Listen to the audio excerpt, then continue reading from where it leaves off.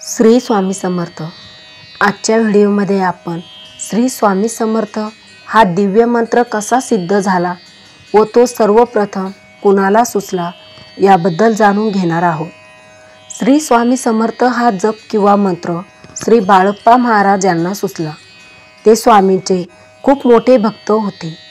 एकेकाळी स्वामींच्या सेवेत असताना बाळप्पा महाराजांचे पोट खूप दुखायला लागले, कारण त्यांच्या नाभिस्थानात एक छोटीशी विषाची पुडी अडकलेली होती आणि स्वामींची सेवा घडावी म्हणून स्वामींनी ती पुडी गुप्तपणे सुरक्षित ठेवली होती आणि ती पुडी जेव्हा 1.25 लाख जप झाला तेव्हाच ती आपोआप बाहेर येणार होती असे स्वामींनी सांगितले होते।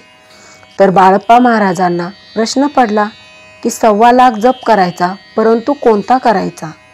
कोणी ग्रामदेवतेचा तर कोणी कुलदैवतेचा 1.25 लाख जप केला, पण त्यांचा काहीही परिणाम झाला नाही।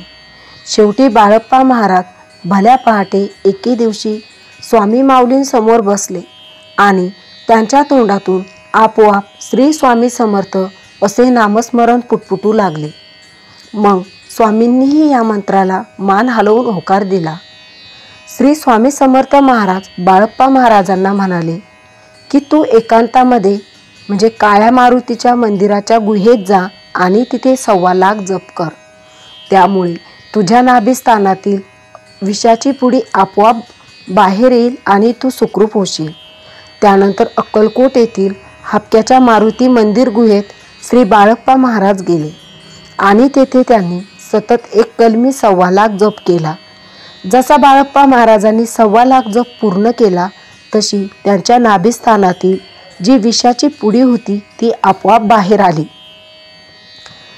म्हणून श्री स्वामी समर्थ हा शास्त्रशुद्ध व स्वयंभू आणि स्वतः श्री स्वामी समर्थ माऊलींची अनुमती असलेला दिव्य प्रचंड षडाक्षरी मंत्र आहे। त्यामुळे आपण आपल्या दिवसभरात रोजच्या कामामध्ये श्री स्वामी समर्थ या षडाक्षरी मंत्राचा जप करायला हवा। या व्हिडिओत तुम्हाला समजलेच असेल की श्री स्वामी समर्थ या मंत्राची उत्पत्ती कशी झाली, तर स्वतः श्री स्वामी समर्थ माऊलींनी या मंत्राची अनुमती दिलेली आहे। आजचा व्हिडिओ कसा वाटला कमेंटमध्ये नक्की सांगा। श्री स्वामी समर्थ।